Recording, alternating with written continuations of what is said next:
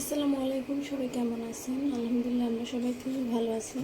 তো আজকে আমি আপনাদের রুই মাছ হাতে মেখে রান্না করে দেখাবো কীভাবে রান্না করি, সেটা আজকে শেয়ার করবো। যারা আমার ভিডিওটা ফেসবুক থেকে দেখতেছেন অবশ্যই লাইক কমেন্ট শেয়ার করবেন, ফলো দিয়ে দেবেন। যারা ইউটিউব থেকে দেখতেছেন তারা অবশ্যই লাইক কমেন্ট করবেন, সাবস্ক্রাইব করে বেল আইকনটি বাজিয়ে দেবেন যাতে করে পরবর্তী ভিডিওটা আপনাদের কাছে পৌঁছায়। তো সবাই ভালো থাকবেন আর পাশে থাকবেন, আমাকে সাপোর্ট করবেন। মাছগুলো এই জায়গাতে নিয়ে নিলাম বাটিতে।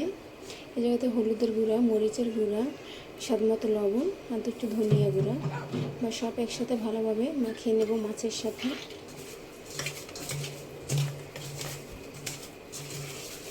মাছটা ভেজে রান্না করবেন না, হাতে মেখেই রান্না করবেন। আপনারা ওইভাবে রান্না করে খেতে পারেন। দিয়ে দেবো 3টা কাঁচামরিচ আস্তে, আর দিয়ে দেবো কিছুটা পেঁয়াজ কুচি।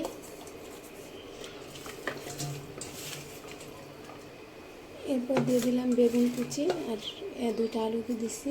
দিয়ে দেবো বাটা মশলা কিছুটা। এই জায়গাতে রসুন, আদা, রসুন, পেঁয়াজ, কাঁচামরিচ, শুকনো মরিচ আর আছে জিরা বাটা। এবার সব একসাথে ভালোভাবে মাখিয়ে নেব খুব সুন্দরভাবে। এরপর দিয়ে দেব কুচি করে রাখা পুঁই শাক। আপনারা পুঁই শাকটা ইউজ করতেও পারেন, নাও পারেন, তবে আমার কাছে মনে হলো একটু পুঁই শাক দিলে ভালো লাগবে, এই জন্য আমি পুঁই শাকটা নিলাম। এবার আমি সব একসাথে ভালোভাবে মাখিয়ে তারপর শেষের দিকে আমি তেলটা দিয়ে আবার একটু মাখিয়ে নেব। এবার দিয়ে দেব তেল। আপনারা ইচ্ছা করলে সরিষার তেলও ইউজ করতে পারেন, তো আমার সরিষার তেল দিয়ে বেশি খেতে ভালো লাগে না, এর জন্য আমি সাদা তেলটাই দিলাম। এবার আমি সব একসাথে আবার ভালোভাবে মাখিয়ে নেব। আমার চুলাটা নষ্ট হয়ে গেছে, তো কী করবো এখন, হাতে মেখে ছাড়া কোনো উপায়ও নেই রান্না করার। এর জন্য সব একসাথে হাতে ভালোভাবে মেখে তারপর রান্না করতেছি। এভাবেও কিন্তু খারাপ লাগে না, ভালোই লাগে। এবার টমেটো কুচিটা দিয়ে দেবো উপর দিয়ে।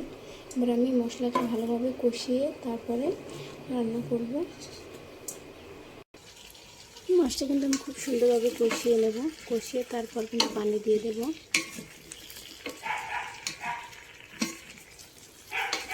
যখন গ্যাস না থাকে, গ্যাসের চুলা নষ্ট থাকে, তখন এইভাবেই রান্না করতে হয়, তাই না?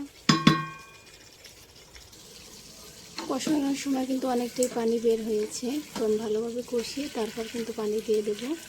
যতটা পানি বের হবে এটা ভালোভাবে কষানো হলে তারপর পানি দিয়ে দেবো।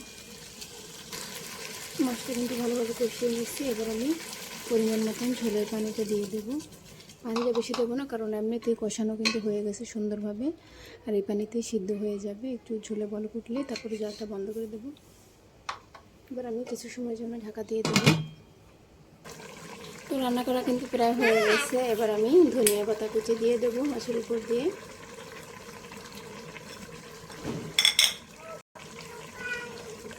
আর দিয়ে দেবো একটু ভাজা জিরার গুঁড়া। এবার আমি ভালোভাবে একটু নেড়ে দেবো, সব মিশিয়ে দেবো। ঝোল রাখবো, কারণ আমার বাচ্চাদের ঝোল ছাড়া ভাত খেতে পারে না।